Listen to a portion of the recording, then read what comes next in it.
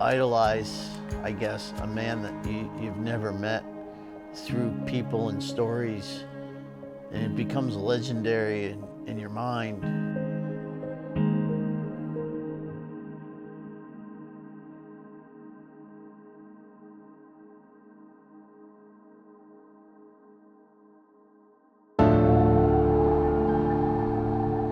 I think what perfection is, it's an illusion. Because you can always do something just a little bit better. So you're chasing this pipe dream of perfection. So really, what is it? It's a word.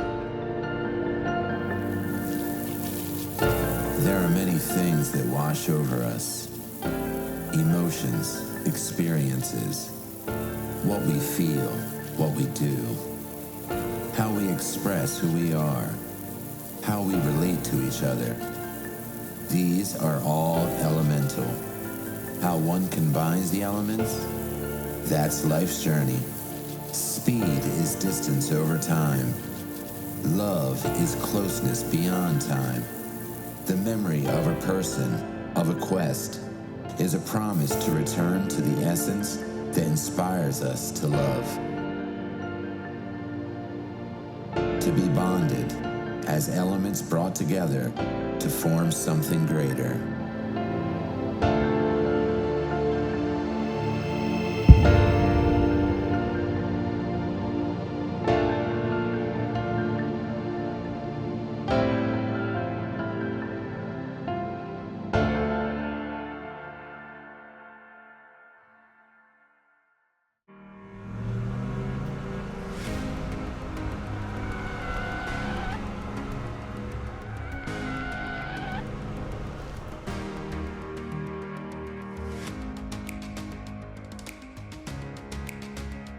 I look at it as being boring to go live your life and not do things that, that are different and that are exciting, and rewarding, and trying to make the world a better place and give people happiness and joy. It's just, I don't want to just be a number. I'm going to tackle things. Success is the utmost importance to me, and that's not just winning a race. That's not just building a cool car. I mean, it goes deeper than that. It's taking care of the people that give you the opportunity to do this.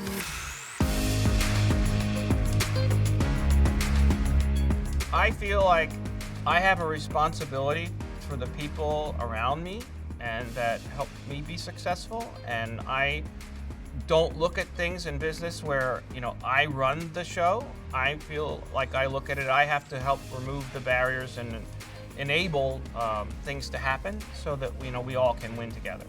And so that's what drives me. The biggest success that I have is this business as a whole. We will not fail.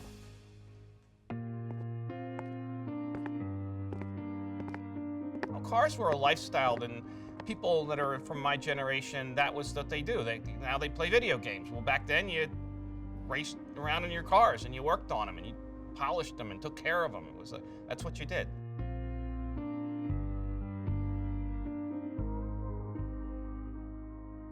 For me personally, it's an extension of yourself. You're driving the car. It's not something that's abstract. It's enabling you. It's like, putting on your shoes or something, it's the same kind of thing. It becomes part of you, and you go out and, you feel it and make stuff happen. My father had a 66 Formula S 340 Cuda, and when we were kids, we used to sit in the back. We pulled up to a red light, and there was some kind of hot rod beside us. My mom was in the right seat, my dad was in the left seat. And I could always tell because he'd hunker down. Light turned yellow over there, green over here. He takes off second gear, rear end comes out from underneath the car. I thought, that was exhilarating for about 3 seconds. We need to figure out how to make this last longer. If you love cars and you're around muscle cars, they talk to you. There's nothing, they get your attention when you fire them up. You just can't ignore it. they have a purpose. You notice them. Everybody around you notices with them, and you get involved with them, and they're fun to drive. I would say till I was probably 22 or 23, my position was nobody's gonna touch my car but me. Whatever it is about it, I'm gonna work on it. I'm gonna do it. Nobody else is gonna do it. Grandpa's always got the cool basement with all the tools and a little workshop. And we would go down there, and I think that's where it kind of started. We had an old slot car track, old Strombecker from the 60s that he set up for us, and the cars kept flying off the track, and it just wasn't fun, but we put up with it. And he came down in the basement one night and spent some time with us, and he made these little fins for the back of the car. So it had a slot and a slot that went in the back and one in the front. So the cars would go around the corner without flying off the track and stuff. You know, there's all those little things in life that I believe through my grandfather, my father, you know, other men that were mentor at that time that you just pick and learn from, even though it's such a simple little thing as a slot car not flying off the racetrack. It's a life lesson. You know, don't settle for what it is, you know, try to make it better. I'm now at a point in my life where, you know, I'm never going to retire or anything like silly like that. It's fun to actually be able to then do something which links with what I loved to do as a teenager, and, you know, got distracted by having to go do these other things, and now it's like coming back full circle, if you will, in a way to you know, close the loop on let's get back to these cars, and the technologies that are available now will enable us to do some really cool stuff that was aligned with like the muscle cars and all that stuff from back in the day. It's not a business element of what I'm engaged with now. It's more like you take on some challenges. Let's go do some land speed racing. Let's, you know, make an impact, get noticed, and do something fun. First car you ever owned? First car that I ever owned was a 1963 Oldsmobile Jetfire, which is a very rare car. I was going to say. It's a 215 cubic inch aluminum engine, Okay. 215 horsepower. So it was extremely rare. Yeah. But then after that, I bought the first new car that I bought was a 1973 Roadrunner. Oh, nice. Yes. Nice so, upgrade. Nice upgrade. I still have that car. You do? I do. How many miles on it? 36,000. That's it? Mm-hmm.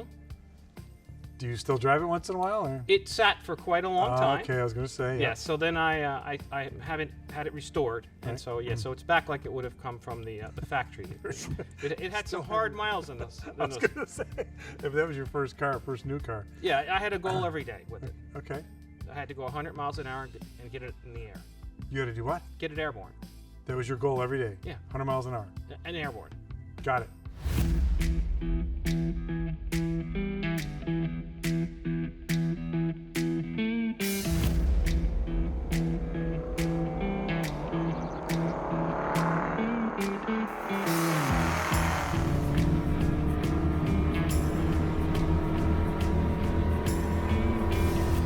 I don't want to be part of a corporate racing program. Land speed racing is with real people who do real things, and they tend to do it for many, many, many years, and it's not about money.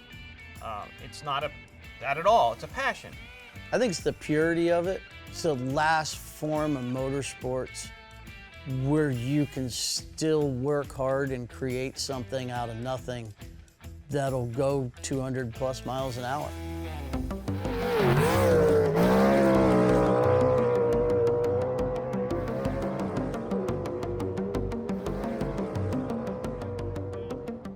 I like doing things the hard way.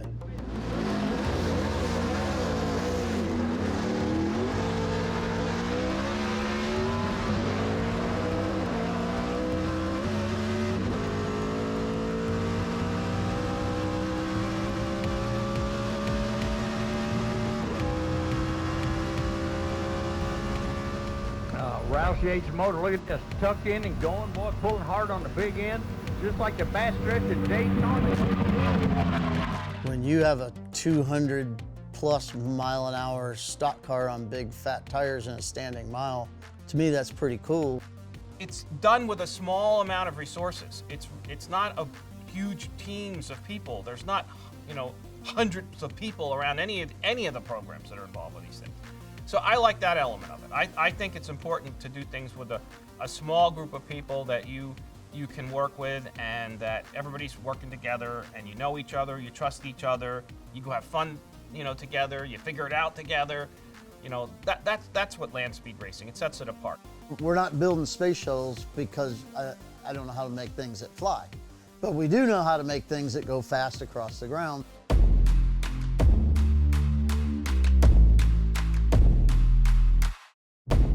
You never know what's going to happen. It's never boring. I feel we're just getting started, and we have such a good group of people around us here at the garage shop, and guys that really have a passion and love for what's going on. That makes me get up every day.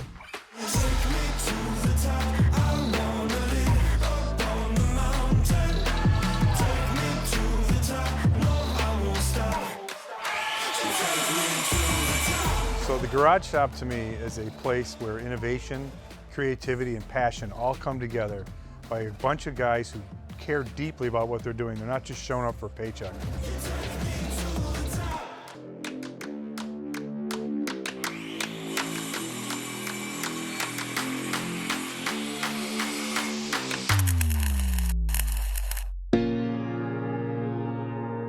Really good friend of mine, Curtis Bounce, out in Las Vegas, had a lab which Vance was involved in, and Vance kind of on the side became involved with Curtis to us, and we just happened to all meet at a time and a place that was just, it just worked out. Since I'd sponsored it, I just went out to watch. We're pretty much standing at Bonneville, and Vance walks up, and it was tough anyway because it was canceled, and we had a lot of people there with the cup car, labware on the side of it. I didn't really spend time talking to Aaron until we took the car down to wait in the starting line. And so then we had hours to kill. Who are you?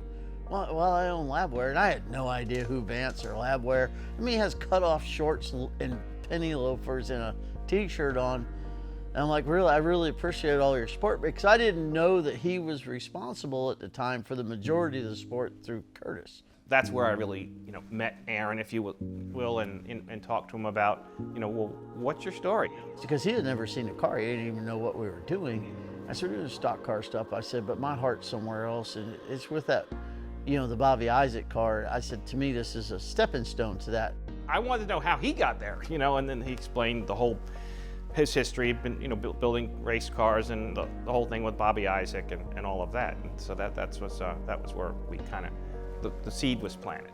He called me a couple months after Bonneville, said, I'd like to go see him. Can you give me some passes for me and my nephew? I said, absolutely. So he calls, and we're in the booth at SEMA, and he goes, I am out front. I'm like, okay, glad I got those tickets. I wanted to be part of it from the time that we were at Bonneville, and he was discussing, the fact that would be like a dream, something he wanted to accomplish someday. Still had no realization of what was to come at all. Okay, what's it going to take to do this? I mean, how hard is this to do, Got a call a little later that afternoon, said, hey, I'd like to go to dinner with you, and we're going to take Curtis, and so we all went to dinner, and after dinner we walked out, and literally in the Westgate Motel in Las Vegas, Nevada, he goes, I really want to be involved in that Bobby Isaac car you're working on, that I really want to do that. I think it's a great idea. And he wrote me out a check right there. That's where we really started thinking about things and opportunities and what we might be able to do that would honor the past and and take it to the future. I came home and I was just shocked. I was like, well, this will speed this project up quite a bit. First of all, thanks for all your support of everything that goes on here. It's really, truly amazing how your involvement has taken the garage shop to another level. Well, I feel really good about that. I mean, it's very exciting to be involved with what's happening here at the garage shop, and it's nice to not just be involved in a manner which says, oh, well, write Aaron a check for, so go build me something and ship it to Wilmington when it's done. Right. But to actually be involved with these guys on a very detailed level, and they're just awesome people and craftsmen, and just to live the development of these vehicles is a very special thing. Once I started realizing who he was and what he did, I mean, all that money and stuff, it's cool and it's neat, but that doesn't impress me much. You know, you got to have a love for what you're doing beyond your wallet. And Vance, I feel, really has that.